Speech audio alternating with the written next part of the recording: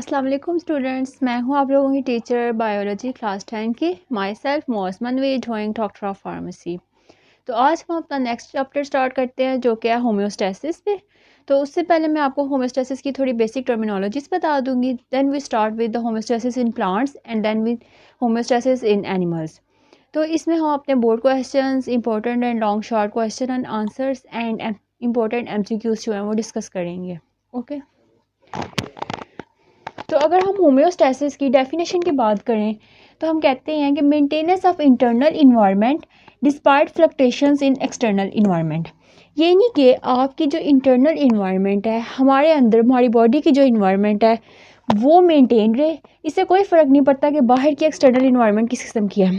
For example अगर हम कहते हैं वेदर की बात करते हैं, वेदर ड्राई है, ह्यूमिड है या फिर एक्सट्रीम कंडीशंस पे है, तो क्या इसका मतलब है हमारी बॉडी को भी एक्सट्रीम कंडीशंस पे चले जाना चाहिए? बिल्कुल भी नहीं। फॉर एग्जांपल बाहर का वेदर अगर ड्राई है तो क्या मतलब है इसका बॉडी भी ड्राई हो जानी चाहिए? बिल्कुल भी नहीं। ये नहीं कि आपका एक्सटर्नल इन्वायरमेंट जो सा मर्जी है, लेकिन आपका इंटरनल इन्वायरमेंट अगर आपका मेंटेन रहेगा then you are an healthy person. Okay इससे पहले कि आपको अब इसमें ना आपको मैं जो मेन चीज़ें हैं वो ये हैं कि आपके इंटरनल इन्वायरमेंट में क्या क्या आ जाता है।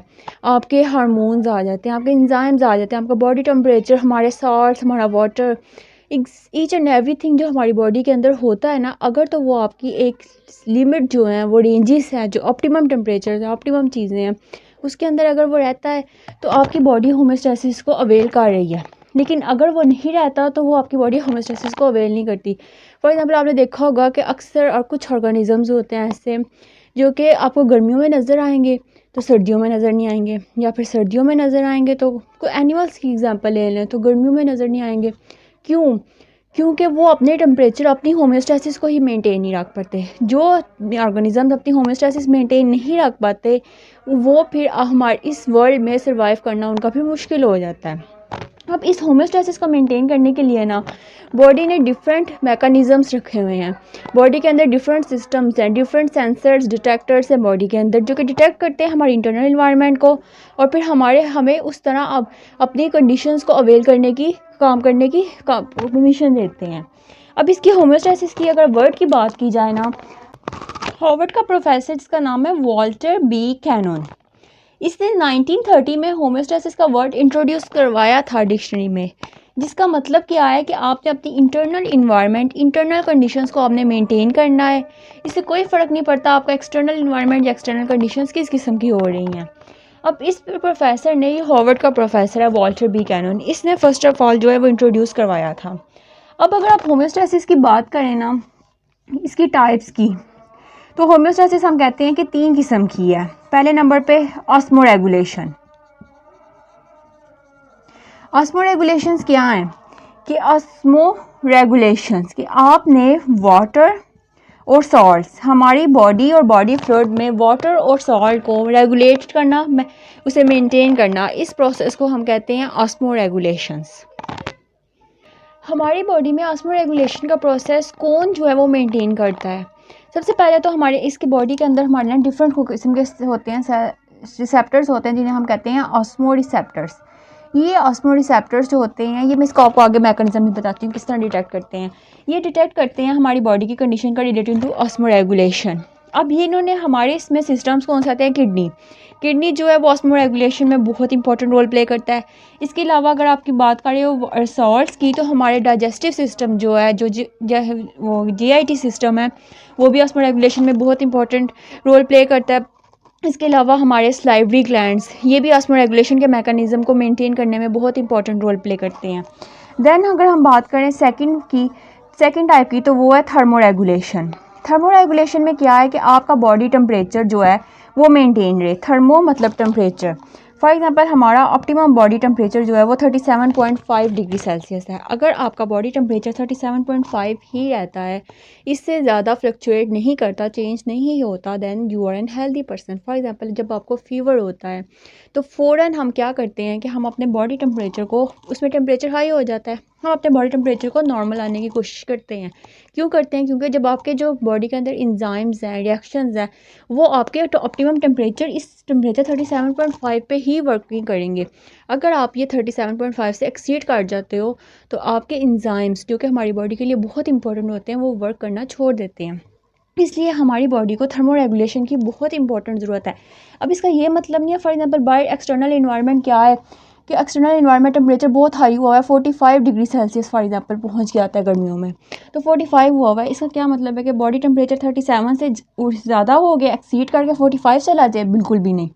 बॉडी टेम्परेचर 45 पे कभी भी नहीं जाएगा, वो 37 पे ही रहेगा। क्यों? क्योंकि आपकी होम्योस्टेसिस ने मेंटेन करना है इस टेम्परेचर को। फॉर एग्जांपल बाहर टेम्परेचर जो है वो -2 डिग्री सेल्सियस है सर्दियों में, तो इसका क्या मतलब है? आपकी बॉडी टेम्परेचर 37 से कम होकर -2 पे चला जाए? बिल्कुल भी नहीं। होम्योस्टेसिस इस टेम्परेचर को मेंटेन करेगी 37.5 पे। अगर वो इसको मेंटेन ना कर सके तो देन डेथ होने के चांसेस भी हो जाते हैं, बहुत सीरियस साइड इफ़ेक्ट्स हो जाते हैं। और हेल्दी पर्सन के लिए ज़रूरी होता है कि होम्योस्टेसिस उसका टेम्परेचर जो है वो उसको मेंटेन करके रखे। देन अगर हम थर्ड जो बात करते हैं वो है एक्सक्रीशन। एक्सक्रीशन में क्या होता है कि जितने भी हमारे मेटाबॉलिक वेस्टेज हैं उनको एक्सक्रीट करने का प्रोसेस को हम कहते हैं एक्सक्रीशन। अब इसमें मेजर रोल जो प्ले करती हैं वो है किडनीज हमारी बॉडी का मेजर रोल जो है वो एक्सक्रीशन में प्ले करती हैं।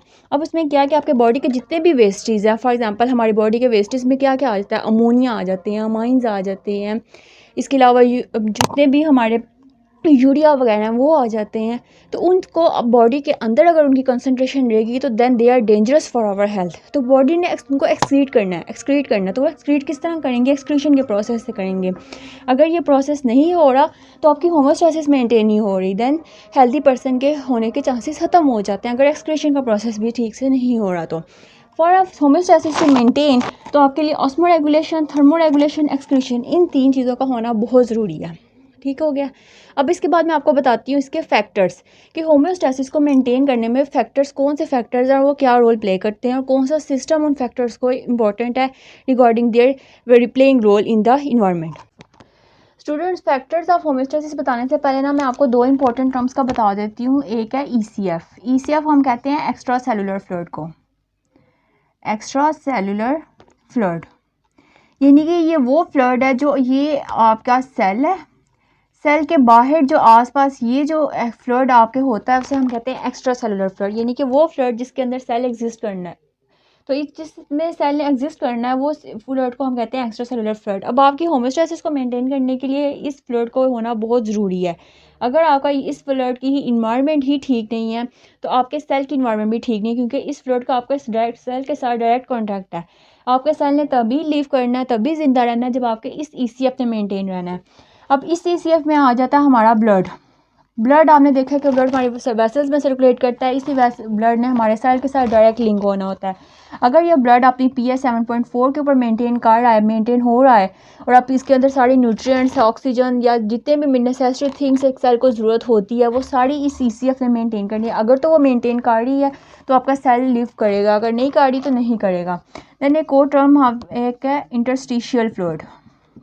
इंटरस्टिशियल फ्लूइड जो है ये वो फ्लूइड होता है जो सेल के अंदर होता है, उसे हम कहते हैं इंटरस्टिशियल फ्लूइड, यानी कि सेल के अंदर का जो काम होता है वो मेंटेन कौन करता है?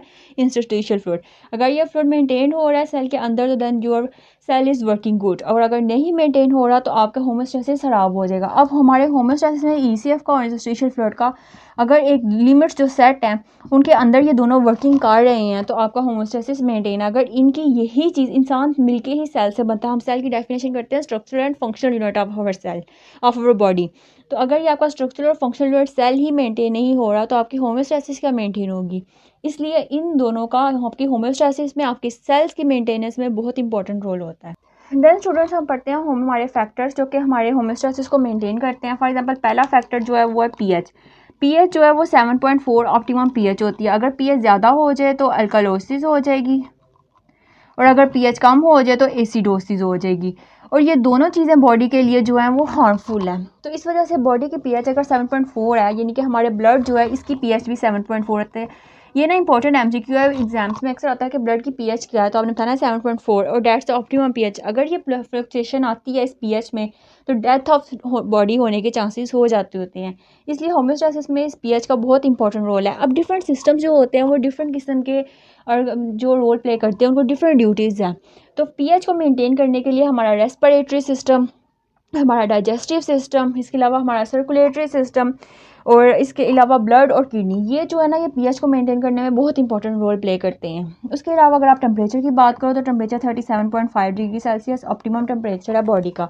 अगर आपका बॉडी का टेम्परेचर इससे फ्लक्चुएट कर रहा है तो इंजाइम्स वर्क नहीं करेंगे इसमें, और इंजाइम्स वर्क नहीं करेंगे तो आपका सेल भी ग्रोथ भी खत्म हो जाएगी, आपके बॉडी फंक्शंस ही नहीं वर्क करेंगे, क्योंकि इंजाइम्स बॉडी फंक्शन में as a catalyst role play करते हैं, मतलब हमारे फंक्शंस को इन्हांस करने में बॉडी का रोल प्ले होता है। अगर इंजाइम्स ही नहीं वर्क कर रहे तो आपके बॉडी के फंक्शंस नहीं होंगे तो ऑब्वियसली डेथ हो जाएगी, तो होम्योस्टेसिस हमारी मेंटेन नहीं रहेगी। इसलिए टेम्परेचर को मेंटेन करने के लिए 37.5 डिग्री सेल्सियस के लिए हमारे होम्योस्टेसिस को ज़रूरी है। अब इसमें जो मेंटेन करते हैं वो आ जाता है आपका रेस्पिरेटरी सिस्टम, आपका डाइजेस्टिव सिस्टम, हमारे सलाइवरी ग्लैंड्स वगैरह वो मेंटेन करते हैं। इसके अलावा आपको बात करो अगर ऑक्सीजन की, तो इंसान ऑक्सीजन के बगैर ज़िंदा नहीं रह सकता।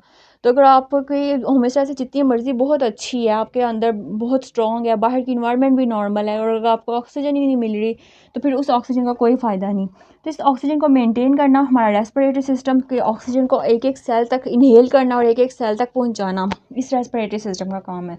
और फिर हमारा एक्सक्रीटरी सिस्टम के हमारी कार्बन डाइऑक्साइड रिमूव करवाना, उसके अलावा मेटाबॉलिक वेस्टेज को रिमूव करवाना। तो इस ऑक्सीजन के लिए होम्योस्टेसिस जो है वो समझो क्रूशियल रोल प्ले करती है। उसके बाद न्यूट्रिएंट्स, सेल्स को ग्रोथ करने के लिए, टिश्यूज़ ग्रोथ, मसल ग्रोथ, इन सब की ग्रोथ के लिए हमारे न्यूट्रिएंट्स होना बहुत ज़रूरी है। अगर आपको सही अमाउंट में न्यूट्रिएंट्स डेली मिल रहे हैं तो आपकी इम्यूनिटी अच्छी रहेगी, आपके सेल्स ग्रोथ करेंगे। जब सेल ग्रो करेंगे तो आपकी होम्योस्टेसिस मेंटेन रहेगी, और डिस्पाइट एक्सटर्नल इन्वायरमेंट आप अपनी फ्लक्चुएशंस को मैनेज कर सकते हो। उसके बाद हार्मोन्स है, हार्मोन्स का टॉपिक एक पूरा मैं आपको बाद में पढ़ाऊंगी। अब हार्मोन्स का वर्ड दूँ तो ये these are the chemical substances जो कि हमारी बॉडी से ही रिलीज़ होते हैं और हमारी बॉडी के फंक्शंस में बहुत इंपॉर्टेंट रोल प्ले करते हैं। अगर हमारे हार्मोन्स सही से रोल प्ले नहीं करेंगे तो हमारे बॉडी के फंक्शन खराब होने के चांसेस हो जाते हैं। देन अगर आप बात करो वाटर एंड इलेक्ट्रोलाइट्स की, दिस इज और ऑस्मो रेगुलेशन, तो इसमें वही चीज़ कि आप हमारी किडनी, हमारा एक्सक्रीटरी सिस्टम बहुत इंपॉर्टेंट रोल प्ले करता है, हमारे सलाइवरी ग्लैंड्स बहुत इंपॉर्टेंट रोल प्ले करते हैं। वाटर की कंसनट्रेशन ज़्यादा हो जाए या कम हो जाए तो ये हमारे होम्योस्टेसिस को ख़राब कर सकती है। तो गाइस अगर हम बात करें मैकेनिज़्म की कि हमारी होम्योस्टेसिस किस मैकेनिज़्म के ज़रिए अपने आप को मेंटेन रखती है, तो वो मैकेनिज़्म का अगर मैं जनरल आपको ओवरव्यू दूँ तो फॉर एग्जांपल आपके बॉडी का कोई भी सिस्टम ख़राब हो गया, अब ये देखो ये नॉर्मल है, नॉर्मल कंसंट्रेशन अगर चल रही है then it is okay. For example कुछ नॉर्मल कंसंट्रेशन में कोई डेविएशन आती है, आपका बॉडी का सिस्टम थोड़ा सा फ्लक्चुएट कर जाता है, अगर वो ख़राब हो रहा है तो डेविएशन आएंगी। अब जो हमारी बॉडी में मौजूद होते हैं सेंसर्स, वो सेंसर्स इन डेविएशंस को डिटेक्ट कर लेंगे फ़ौरन। जब वो सेंसर्स डिटेक्ट करेंगे तो वो कंट्रोल सेंटर को सिग्नल देंगे, कंट्रोल सेंटर को वो सिग्नल देंगे, क्या सिग्नल देना है कि हमारी बॉडी में ये फंक्शन ठीक नहीं हो रहा। कंट्रोल सेंटर जो है, मोस्टली कंट्रोल सेंटर आपके ब्रेन में होता है। कंट्रोल सेंटर क्या होगा, वो डिटेक्ट करेगा कि अच्छा ये फंक्शन नहीं सही से हो रहा, वो क्या करेगा, वो इफेक्टर्स को इफेक्ट प्रोड्यूस करेगा, वो इसको सिग्नल फॉरवर्ड करेगा कि चलो ये वाला काम इस चीज़ को इंक्रीज़ कर दो, या ये हार्मोन इंक्रीज़ कर दो, इस हार्मोन को डिक्रीज़ कर दो, इस रिसेप्टर को इन्हांस कर दो, तो वो इफेक्टर इस फॉर्म में प्रोड्यूस करेगा।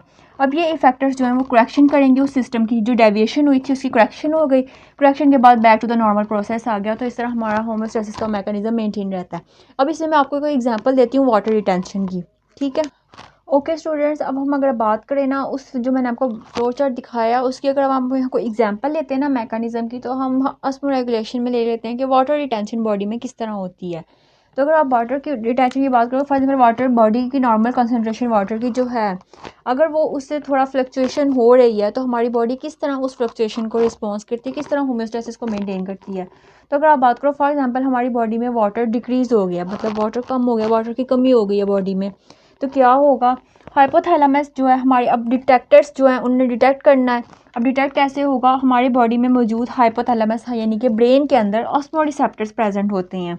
वो क्या करेंगे, ऑस्मो रिसेप्टर्स सिग्नल फॉरवर्ड करेंगे किसको, किडनी को, एडीएच को, कि एडीएच जो है वो उसको रिलीज़ को इंक्रीज़ किया जाए। एडीएच असल में हार्मोन होता है जो कि पोस्टीरियर पिट्यूटरी ग्लैंड से रिलीज़ होता है।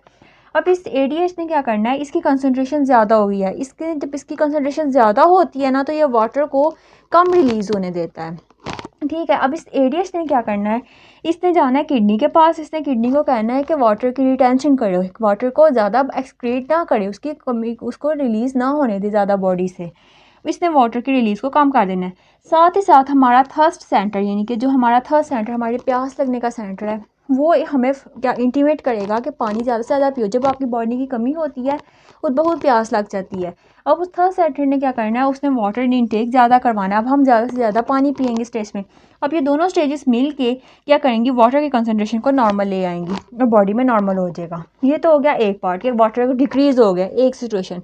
अगर इन केस के वाटर की कंसनट्रेशन इंक्रीज़ हो जाती है, आपने बहुत पानी पी लिया या बहुत कुछ हो गया तो वाटर की कंसनट्रेशन बहुत ज़्यादा हो गई है, तो फिर क्या होगा, फिर भी वही चीज़ें, वही दो रिसेप्टर्स, ऑस्मोरिसेप्टर्स हाइपोथैलेमस में, ये डिटेक्ट करेंगे कि पानी अब तो ज़्यादा हो गया।